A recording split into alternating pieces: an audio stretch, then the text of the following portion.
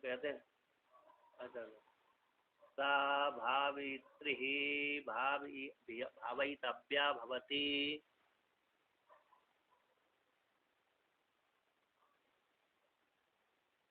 तम स्त्री गर्भं विवर्ति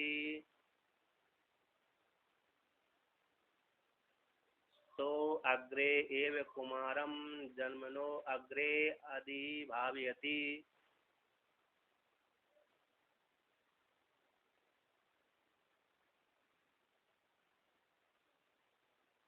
स यत् कुमारं जन्मनो अग्रे अधिभावयति।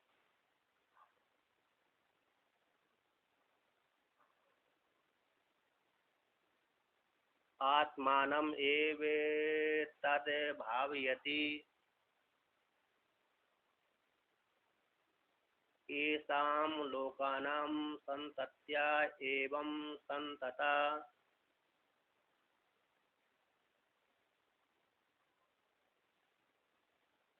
हि इमे लोकात् तद् अस्य द्वितीयं जन्म।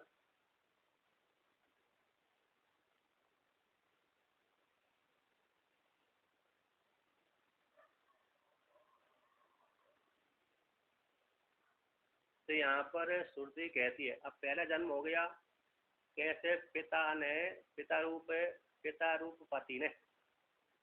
रूप पति ने अपने वीर्य का सिंचन अपनी पत्नी रूप माता में सिंचन कर दिया है ना। पत्नी में सिंचन कर दिया ऋतुमती वाली में। कहते ऋतुमती नहीं है तो फिर वो व्यर्थ चला जाता है। यदि ऋतुमती है तो तभी उसका वीर्य फलीभूत होगा। यदि ऋतुमती नहीं है तो फलीभूत भी नहीं होता, व्यर्थ चला जाएगा उसका वीर्य। इसलिए ऋतुमती भार्या का शब्द प्रयोग कर दिया भगवान भास्कर ने। तो वो गर्भवती हो गई स्त्री तो सा स्त्री गर्भवती जो माता है भावित्री भावना करने वाली रक्षा करने वाली स्त्री। इसको पति के अंग को पति के आत्मा को अपनी आत्मा समझ करके रक्षा करने वाली स्त्री ऐसी हो गई। रक्षा करती है, उस गर्भ को रक्षा करती है। तो कहते हैं अब पुरुष का क्या कर्तव्य बनता है उस स्त्री के प्रति। जिस पत्नी ने अपने पति के आत्मा को धारण किया है उस पत्नी के प्रति भी पति का कुछ कर्तव्य बनता है क्या नहीं। अकेले पत्नी का ही अकेला कर्तव्य बनता है पुरुष के प्रति ना। पुरुष का भी पत्नी के प्रति कर्तव्य बनता है। तो क्या कर्तव्य बनता है तो भावयितव्या भवति पुरुष का है ना। कहते हैं उसकी रक्षा करना चाहिए। किसके लिए पुरुष के द्वारा भावयितव्या भवति हो जाती है। पुरुष ने जिस पत्नी के साथ जिस स्त्री के साथ विवाह किया है ना, जिस पुरुष ने जिस स्त्री के साथ विवाह किया और गर्भवती हो गई ऐसे उस पुरुष के द्वारा उसकी रक्षा करना चाहिए। भावयितव्या यहाँ पर विधिलिंग का प्रयोग है तो पुरुष के द्वारा रक्षा करने योग्य होती है स्त्री। जाने गर्भवती करने के पश्चात पुरुष को छोड़ देना चाहिए ऐसी बात नहीं है, क्योंकि उसने आत्मसमर्पण किया स्त्री ने। इसलिए आत्मसमर्पण करने के कारण गर्भवती होने के बाद उससे पुरुष का कर्तव्य बनता है कि अब मैं अपनी पत्नी का पूरी तरह से देखभाल करूं है ना। इसी भावित अपने विधि लेंगे तो भावना करना चाहिए। आता रक्षक रक्षणीय है सुजाति में स्त्री क्योंकि वह उसकी आत्मा को धारण किया है। कहते इसके पश्चात है अब पुरुष का कर्तव्य है तो उसकी रक्षा करे, गर्भवती स्त्री की रक्षा करे यानी भोजन पानी की आदि के माध्यम उसकी जो इच्छा होती है वो ला करके दे, यही उसकी रक्षा है। तो कहते तम स्त्री गर्भम विवर्ती। कहते भाई स्त्री उस गर्भ को अपने भर्ता के गर्भ को आत्मभाव वाले गर्भ को धारण करती है, विवर्ती वर्तयती अनुकूल भोजन आदि के द्वारा वृद्धि को प्राप्त कराती है करती है। यदि रक्षा नहीं करेंगे तो कुंठित हो जाएगा तो गर्भ नष्ट हो जाएगा। इसलिए पति का कर्तव्य बनता है कि अपनी पत्नी के प्रति उसका भरण पोषण अच्छी प्रकार से करता रहे, वस्त्र भूषण आदि के माध्यम से भोजन आदि के माध्यम से। तो कहते हैं सो अग्रे एव कुमारम जन्मनो अग्रे अधिभावति। कहते हैं जो यानी जन्म से पहले शुभ है पुरुष है ना, अग्र जो सब है अग्र पहले कुमारम जन्मनो कुमार के जन्म से पहले तो पुरुष में था तो पुरुष से जैसे ही निकला तो पहला जन्म हो गया। अब माता शरीर में गया वीर्य तो 9 महीने तक रहा अब उसमें नियम बनता है कि एक दिन में इतना बनता है, दूसरे दिन में इतना बनता है, 8 दिन में कल बुलबुल, अरे कल कल बुध बुध, अरे फिर पिंड, फिर 7 महीने में जा कर के सारे अवयव निकल जाते हैं। अब जो स्त्री 7 महीने में अरे बच्चा पैदा कर देती है, उसके 5 महीने में उस बालक के सारे अंग निकल जाते हैं। किंतु जो स्त्री अरे 10 महीने में पैदा करती है अथवा 9 महीने में पैदा करती है, उसके नियम है कि 7 महीने में उसके सारे अंग जीव के, जो बालक अथवा बालिका होगी पैदा होगी, उसके 7 महीने में सारे अंग प्रस्फुटित हो जाते, सारे निकल जाते, पूरे बन जाते हैं। फिर 2 महीने तक उस बालक को अथवा बालिका को जो गर्भ में है उसको गर्भीय पीड़ा सहन करना पड़ती है। उस काल में एक उपनिषद में आता है कि जब उसको चेतना जागृत हो जाती है, 7 महीने के पश्चात पुष्ट हो जाता है पूरा गर्भ है, और उसको चेतना जागृत हो जाती है 7 महीने के पश्चात, तो 2 महीने तक उसको जठराग्नि से पीड़ित होता रहता है और भगवान से वहाँ पर प्रार्थना करता है, हे भगवान मेरे को इस गर्भ से बाहर निकालिए, और निकलते ही मैं क्या करूँगा, आपका भजन करूँगा। ऐसे ही वहाँ पर 2 महीने तक वो प्रार्थना करता रहता है। जब 9 महीना हो गया तो 10 महीना हो गया तो गर्भ के बाहर निकलता है। तो जैसे गर्भ के बाहर निकलता है उस काल में भगवान की जो वैष्णवी माया थी, तो वैष्णवी माया उसके ऊपर हावी हो जाती है, तो सारा भुला देती है। कहते जो बालक रोता क्यों है, तो उसमें 2 हेतु है। कहते बालक गर्भ काल में तो ईश्वर से प्रार्थना करता रहता है और ईश्वर को देखता रहता है, तो इसलिए उस काल में प्रार्थना करता रहता था। और जैसे ही गर्भ के बाहर निकलता है उस बालक को भाई ईश्वर नहीं दिखता, ईश्वर न दिखने के कारण वह बालक रोता है कि जिस गर्भ में जिस ईश्वर को मैं प्रार्थना कर रहा था, देख रहा था, वह बालक, वह ईश्वर तो सामने मेरे को दिख ही नहीं रहा, ये सामने तो कोई दूसरे ही दिख रहे हैं, तो दूसरे दिखने के कारण वह पहला ईश्वर न दिखने के कारण वहां पर बालक रोता है कि नहीं। ऐसा श्रुति का तात्पर्य है। तो उसी को बालक यदि नहीं रोता है तो माता आदि उसको रुलाने के लिए कुछ कुछ कर देती है, तो उसका तात्पर्य है कि वहां पर बालक इसलिए रोता था श्रुति के अनुसार, तो कि उसने गर्भ में ईश्वर से प्रार्थना करी थी, वो ईश्वर उसको दिखता रहता है गर्भ में, हे ईश्वर मेरे को बाहर निकालो, मैं जन्म लेते ही आपका भजन करूंगा। किंतु गर्भ से बाहर निकलते ही उस ईश्वर के सामने वैष्णव माया का प्रयोग हो जाने से ईश्वर देखना बंद हो जाता है खुली आंखों से, इसलिए वह रोता है। किंतु उसी को शुभ समझ करके माता कहती है, माता वो स्त्रियाँ है कि बालक रो रहा है तो अच्छा स्वस्थ पैदा हुआ, और जो बालक नहीं रोता है तो उसको कहते हैं बालक में हो सकता कुछ खोट हो, है क्या नहीं। ऐसा भी लोग वाग स्वीकार कर लेते हैं। अब आगे कहते हैं यहाँ पर, कहते जन्म से पहले जो कुमार था, पहले तो गर्भ में था 9 महीने तक 10 महीने तक, इसके पश्चात अग्रे का शब्द अर्थ किया टिप्पणी में प्रसव काल से अभ्यवत क्षण में, जिस काल में 10 महीना अथवा 9 महीने की अधिभाव्यति गर्भ के पश्चात 9 महीना 10 महीने के पश्चात जन्म के आगे, आदि यानी आगे ऊपर, भाव्यति क्या करते जन्म हो गया, जन्म से पहले तो गर्भ था, इसको 9 महीने तक गर्भ रहने, 9-10 महीने के पश्चात गर्भ रहने के पश्चात बाहर निकला, तो बाहर निकलते ही उसको भाव्यति पिता क्या करता है प्रसव होने के पश्चात, तो प्रसव होने के पश्चात उस बालक को जात कर्म संस्कार पिता करता है। पहला गर्भधान संस्कार हो गया है ना, दूसरा संस्कार हो गया अरे पुंसवन संस्कार, जब माता रूप जो स्त्री है अरे गर्भवती होने के पश्चात 5 महीना 6 महीना व्यतीत हुए तो पुंसवन संस्कार होता है, उसमें गर्भ की रक्षा करने के लिए पिता करता रहता है, अपनी पत्नी का संस्कार करता है। पर एक आध और होता है, तो उससे गर्भ वृद्धि के लिए कुशल पैदा होने के लिए यानी स्वस्थ बालक पैदा होने के लिए संस्कार करता है। गोद भराई आदि जो बोलते हैं ना, तो गोद भराई वही होते हैं, पुंसवन संस्कार होता है वो। इसके पश्चात है बालक पैदा हुआ, तो बालक पैदा होने के पश्चात वहाँ पर 2 प्रकार का नियम है। जो शास्त्रीय व्यक्ति होते हैं तो बालक पैदा होने के बाद शास्त्रीय व्यक्ति क्या करते हैं कि गाय के घी को सोने की डंडी से, सोने की सलाखा है ना, जैसे सोने की चम्मच, सोने की सलाखा हो गई, डंडी हो गई, कोई भी हो, चम्मच हो गई, आचमनी हो गई, और सोने की सलाखा को गाय के घी में डुबोते हैं, और डुबो करके उस बालक के जिब्बा पे सबसे पहले चटाते हैं। तो इससे क्या हो जा, हाँ ओम भी लिख देते हैं, ओम का तो फिर विद्या के लिए है, लेकिन सामान, अच्छा चलो ओम भी हो गए, ओम लिख दिया। ओम और शहद का प्रयोग करते हैं, वो एक नियम है कि विद्या अर्जन करने से जो विद्या के लिए है ना, विद्या संस्कार होता है उस काल में, शहद से ओम अथवा एम इसको लिखने से बुद्धि तीव्र होती है। जैसे ग्रहण काल में एक नियम आता है, ग्रहण काल में यदि विद्यार्थी को, बालक के ग्रहण काल में, ग्रहण के अवसर में बालक की जिह्वा में शहद से सोने की डंडी से अथवा किसी भी डंडी से प्राय करके, सोने की डंडी हो तो अच्छी बात है, तो जिह्वा के ऊपर, हाँ जिह्वा के ऊपर शहद से घी अरे ओम लिखो अथवा एम लिखो, एम सरस्वती की बीज मंत्र है, तो इसके लिखने से बुद्धि तीव्र होती है ग्रहण काल में। अथवा जो होली है, दीपावली है, और विशेष विशेष पर्व में एम लिखना चाहिए। और जो अरे अक्षर संन्यास, अक्षर संस्कार होता है ना, उस काल में भी पिता अपने बालक को गोद में बिठा करके उसके जिह्वा में सोने की सलाह से शहद से, है ना, वो एम लिखता है।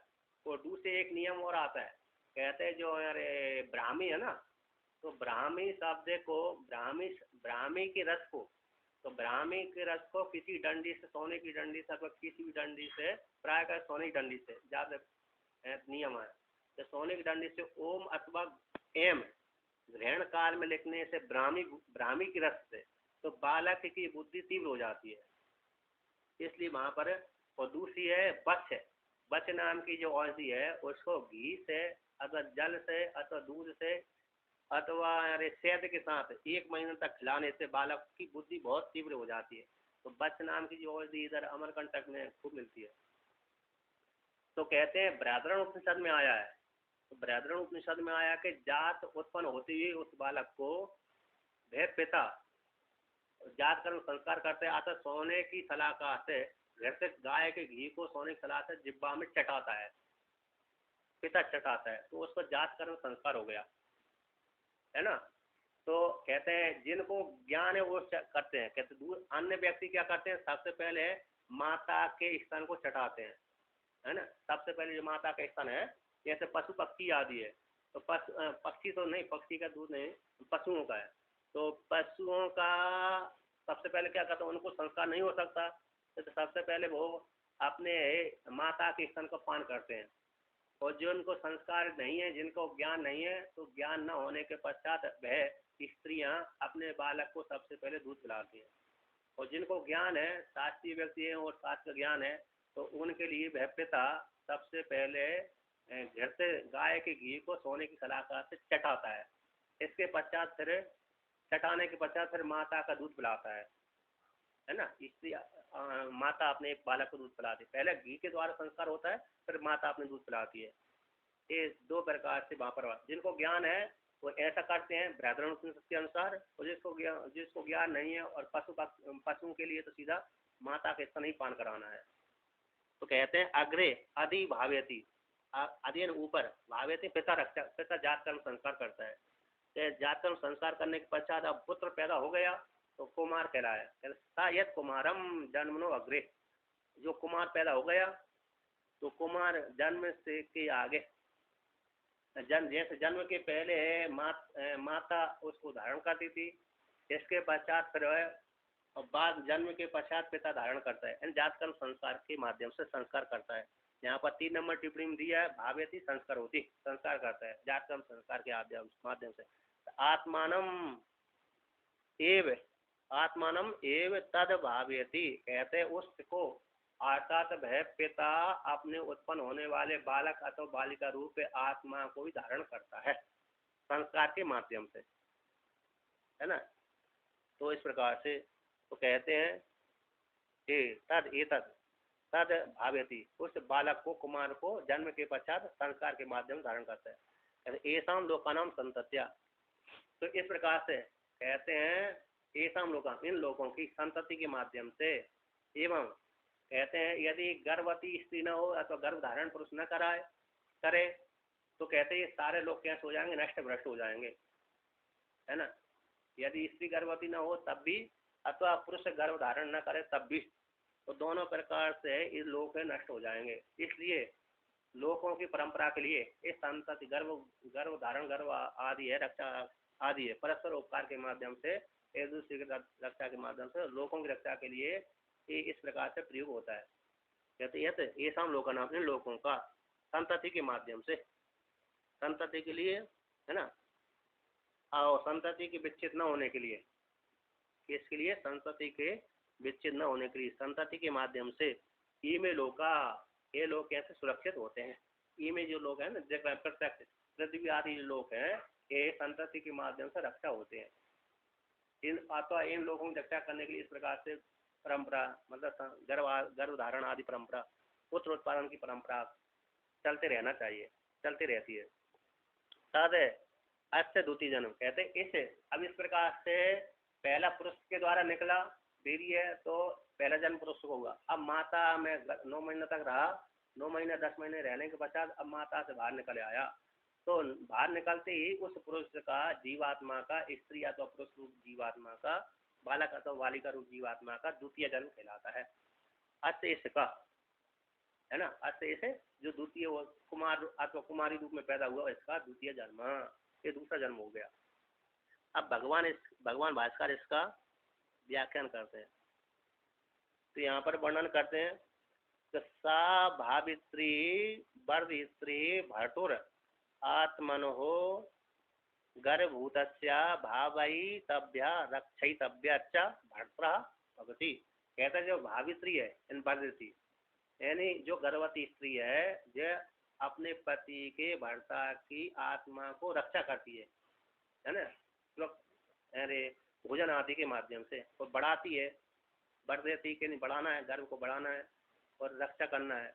तो ऐसे आत्मा की जो गर्भभूत है भर्ता की आत्मा है, भर्ता की जो आत्मा गर्भभूत है उसकी रक्षा करती है, बढ़ाती है, रक्षा करती है, पालन करती है। ऐसी स्त्री को कहते भावयितव्या रक्षयितव्या, जो गर्भवती है भर्ता की आत्मा की रक्षा करती है, बढ़ाती है, ऐसी उस स्त्री के लिए उस स्त्री के प्रति भर्ता के द्वारा पति के द्वारा, भर्ता यहाँ पर पति होता है, भर्ता शब्द पति का वाचक होता है, उस भर्ता के द्वारा भवती रक्षयितव्या भवती है स्त्री, जो गर्भवती गर्भिणी स्त्री है अगर रक्षा करने की योग्य होती है, अतः रक्षा करना चाहिए, उस भर्ता के द्वारा रक्षा करने योग्य होती है, रक्षा करना। और वैसे भी गर्भवती अकेली स्त्री रक्षा करने योग्य नहीं होती, बल्कि जो इसके साथ विवाह किया है, जिस पुरुष ने जिस स्त्री के साथ विवाह किया वह जीवन पर्यंत तक उस पुरुष के द्वारा रक्षा करने की योग्य वह स्त्री होती है, क्योंकि उसने सब कुछ आत्मसमर्पण किया है। अब उसी को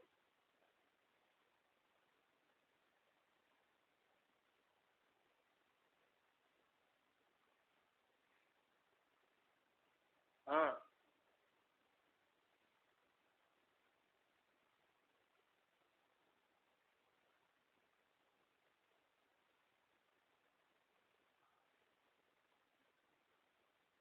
हाँ हाँ संस्कार तो हम ये से हैं, हाँ ये भी संस्कार भी दिए जाते हैं, वो दोनों प्रकार से ही है।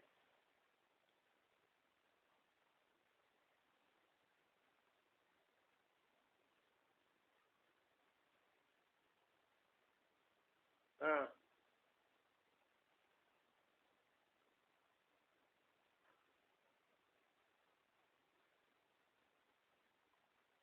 अच्छा हाँ, तो अब आगे कहते हैं, तो यहाँ पर कहते हैं भगवान भास्कर इसको लेकर कहते हैं, अब आगे कहते हैं नहीं उपकार प्रति उपकारम अंतरेण लोके कच्चित कहने से संबंध उपपद्यते। कहते हैं एक दूसरे के उपकार के बिना नहीं, क्योंकि उपकारम प्रति उपकारम बिना, उपकार और प्रति उपकार के बिना, उपकार और प्रति उपकार के बिना, अंतरण यहाँ पर बिना, लोक में इस लोक में कश्चित किसी का कैंचित किसी के साथ संबंध नहीं देखा जा सकता, उपकार के बिना किसी के साथ संबंध नहीं देखा जा सकता। इसलिए स्त्री पुरुष में टीकाकार कहते हैं स्त्री और पुरुष दोनों में परस्पर एक दूसरे के उपकारक भाव होते हैं। स्त्री पुरुष के प्रति उपकार करती है और पुरुष स्त्री के प्रति उपकार करता है। जब एक दूसरे के प्रति उपकारक भाव रहेगा तो तभी दोनों में आपसी संबंध के कारण ही प्रेम बना रहेगा और एक दूसरे की रक्षा करते रहेंगे। इस प्रकार से भगवान भास्कर ने कहते हैं। तो कहते हैं दोनों का। अब आगे कहते हैं तम, तो तम गर्वम स्त्री यथोक्तेन गर्भ धारण विधान विवर्ती धार्यति अग्रे प्राग जन्मना। कहते उस गर्भ को स्त्री यथोक्त, यथोक्त पहला वर्णन करें भोजन आदि के माध्यम से, गर्भ धारण विधान है गर्भ धारण के विधान से, गर्भ धारण करते गर्भधारण संस्कार आदि के माध्यम से, विवर्ती धार्यति धारण करती है। कैसे अग्रे प्राग जन्मना, जन्म से पहले गर्भ को धारण करती है। यहाँ पर भगवान श्रुति में दो अग्रे आए सब, विवर्ती सो अग्रे और फिर अग्रे यदि, फिर नीचे का फिर अग्रे आया, तीन अग्रे। तो उसमें से दो जो अग्रे आए, एक अग्रे गर्भवती होने वाला है, एक अग्रे जन्म होने के वाला है ना। एक अग्रे तो क्या कर दिया, गर्भवती के पश्चात है, और एक अग्रे शब्द है जन्म के पश्चात। कहते जो अरे पहला जो अग्रे है वह अरे गर्भवती वाला है, और दूसरा अग्रे है जन्म के बाद वाला है। कहते जन्म से पहले उस गर्भ को धारण करती है वह माता रूप स्त्री, पति के गर्भ को, आत्म गर्भ को धारण करती है। सा पिता अग्रे एव पूर्वम एव जात, तीसरे उसका ये जो जन्म होने के पश्चात वे पता संस्कार करता, उसी का व्याख्यान है। हाँ, जात संस्कार। कहते हैं सा पिता अग्रे एव पूर्वम एव जात मात्रम जन्मनो अधि पूर्वम जन्मनो जातम कुमारम जात कर्मणादीन पिता भावयति। कहते सब पिता अग्रे, पहले तो गर्भधारण संस्कार करता है, तो पहले ही पूर्व जात मात्रम, जो जात मात्र हो गया, आगे होगा ना दूसरा जो गर्भधारण संस्कार किया था, इसके पश्चात अब 9-10 महीने के पश्चात उस माता रूप स्त्री ने क्या कर दिया, प्रसव कर दिया। तो प्रसव कर देने के पश्चात जात मात्र हो गया। अब जात मात्र उस बालक को, बालक अथवा बालिका को जन्मनो अधि ऊर्ध्व, जन्म के आगे, आदि शब्द का अर्थ ऊर्ध्व आगे, जन्मनो जातम, जन्म से जो जात उत्पन्न हो गए ऐसे कुमार को पिता जात कर्म आदि ना, जात कर्म आदि संस्कार के माध्यम से पिता भावयति, अतः उसकी जात कर्म संस्कार आदि के द्वारा संस्कार कर्म करता है। यहाँ पर टीकाकार ने कह दी अग्रे इति एक अग्र शब्द जन्म के पूर्व काल का है, और द्वितीय है जन्म काल के आगे, आदि शब्द के अनंतर, जो काल बदती काल को कहते हैं। दूसरा कैसा है, जन्म के बाद का वाला है, उस काल में पिता के साथ संबंध होने वाला है और पहले में माता के साथ संबंध होने वाला है। तो कहते हैं जात कर्म आदि के द्वारा पिता रक्षा करता है, यानी संस्कार करता है। कहते सा पिता यदि अस्मात् कुमारम जन्मनो आदि ऊर्ध्वम अग्रे जात मात्र में जात कर्म आदि न यद भावयति तद आत्मन में भावयति पितुर आत्मा एव ही पुत्र रूपेण जायते। कहते हैं तब पिता यदि अस्मात् कुमारम, इस कुमार को जन्म के आगे, आदि ऊर्ध्व आगे, अग्रे जात मात्र उत्पन्न होने वाले सद्योजात पैदा हुआ ना, अभी अभी पैदा हुआ, जात मात्र शब्द का सद्योजातम, सद्योजात बोलते हैं अभी अभी पैदा हुआ। जैसे सद्योजात का नवनीत जो मक्खन होता है ना, सद्योजात नया नया, भगवान कृष्ण नया नया मक्खन खाते। जैसे ही माता अरे उनकी मतलब यशोदा माता भावर चलाती रहती थी, मंथन करती रहती तो निकालती थी मक्खन, तो नया नया तुरंत ही 5 मिनट पहले है ना, 5 मिनट क्षण मात्र निकाल करके अपने कृष्ण भगवान, पुत्र रूप कृष्ण भगवान को देती थी। तो सद्योजातम, तो जात मात्र को ही, तो जात मात्र बालक को, बालक अथवा बालिका को जात कर्म आदि न, जात कर्म आदि के द्वारा यद भावयति, जो पिता भावना करता है ना, रक्षा करता है, संस्कार करता है, तद वह पिता आत्मा न में भावयति, कहते आत्मा की भावना करता है। अतः अपनी आत्मा, क्योंकि उसने उसका जो वीर्य ही आत्मा था, उस वीर्य रूप आत्मा की भावना करता है, अतः अपनी आत्मा को ही पुष्ट करता है, अपनी आत्मा की रक्षा करता है संस्कार के माध्यम से। तो श्रुति कहती है पितुर आत्मा में ही पुत्र रूपण जाते, पिता की आत्मा ही पुत्र रूप से उत्पन्न होती है।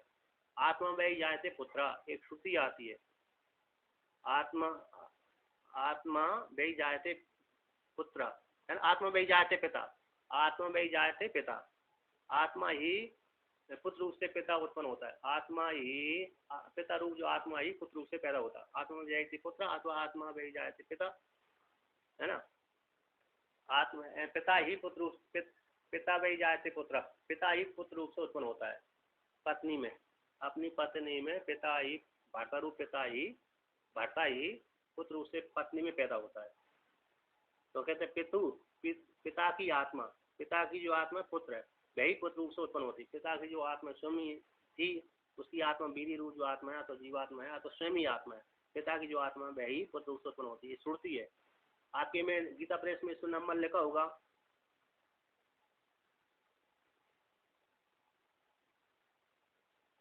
है ना। यहाँ पर अच्छा अच्छा, पितर अच्छा अच्छा अच्छा, तो यहाँ पर कहते हैं,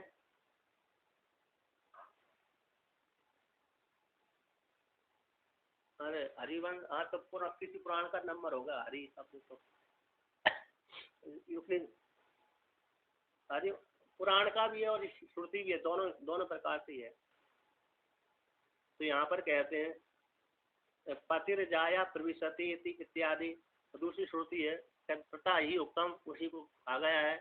पतिर जाया प्रविशति, पति ही जाया में प्रवेश करता है, ऐसा इति उत्तम उत्तम कहा गया। तो कहाँ कहा गया है कि श्रुति में कहा गया है, मंत्र विशेष है। यहाँ टीकाकार कहते हैं गर्भभूत समात्रम, गर्भ होकर के तब पिता ही माता में गर्भ होकर के प्रवेश कर, गर्भ रूप से प्रवेश कर जाता है। तस्याम पुनर्नवो, कहते तस्याम उस माता में अपनी पत्नी में पुनर्नवो भूतवा 10वें मासी जायते इति मंत्र शेषा। तो मंत्र शेषा इससे सिद्ध होता है, श्रुति है वो। कहते कौन, पति जाया प्रविशति गर्भो भूत्वा समात्रम तस्याहम पुनर्नवो भूत्वा 10वें मासी जायते इति, ये मंत्र है। यहाँ पर इतना बड़ा मंत्र है, यहाँ पर मंत्र इति शेषा लिखा है ना, मंत्र शेषा। तो ये पंक्ति वहाँ पर पतिर्जायाम प्रविशति गर्भो भूत्वा समात्रम तस्याहम पुनर्नवो भूत्वा 10वें मासी जायता इति, ये श्रुति विशेष है। मंत्र शेषा है, श्रुति विशेष है। इस प्रकार से किसी, अरे आपने हरि भी लिखा है ना, हरि, तो हरि उपनिषद होगा कोई, उसका ये मंत्र विशेष है। क्योंकि मंत्र विशेष दिया ना, तो मंत्र विशेष यहाँ पर टीकाकार ने मंत्र विशेष दे दिया, मंत्र शेष दे दिया। तो मंत्र शेष शब्द कह देने सीधा श्रुति आती है, और पुराण का लिखेंगे तो सीधा पुराण स्मृति शब्द का प्रयोग करते हैं, स्मृति में ऐसा है।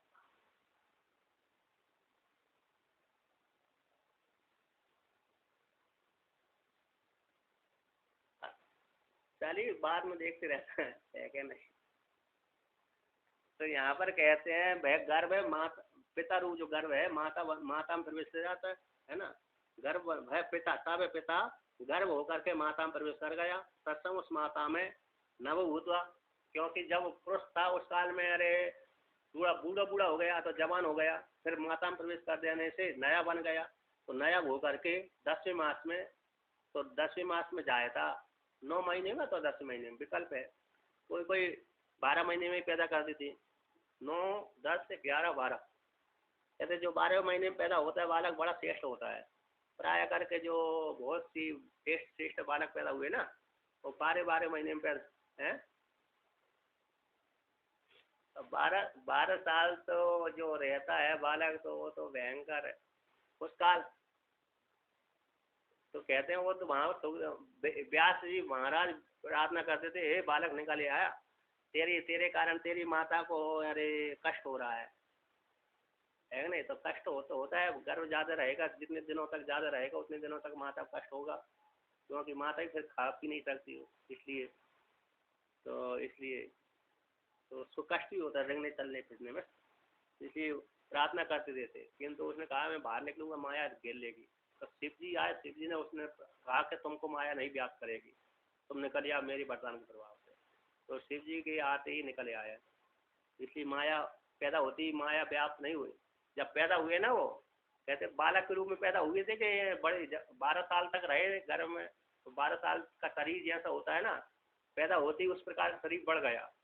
आता तो वो एक वर्ष का बालक अथवा 1 महीने 1-2 दिन का बालक जैसे पैदा नहीं होते, जैसे पैदा हुए, पैदा होने के पश्चात तुरंत ही वो शरीर माया के प्रभाव से 12 साल वाला हो गया।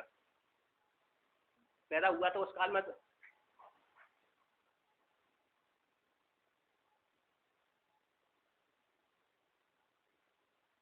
हाँ हाँ, पैदा होते ही जंगल में चले गए, इससे सिद्ध होता है कि वो पैदा होने के पश्चात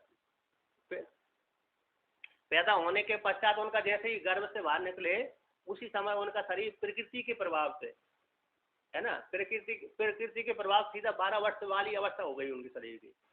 नहीं तो 12 वर्ष की अवस्था प्रकृति के प्रभाव ना होता तो 12 वर्ष की अवस्था नहीं हो सकती थी। जैसे जो दीति माता है, दीति ने अपने बालकों को गर्भ में धारण किया था, तब वह 100 वर्षों तक धारण करती रही। कहीं कहीं आता है कि 1000 वर्ष तक धारण किया, कहीं कहीं पर, तो कहीं कहीं पर आता है कि 100 वर्ष तक उसने धारण किया था। 2-3 बार बालकों को जन्म दिया उसने।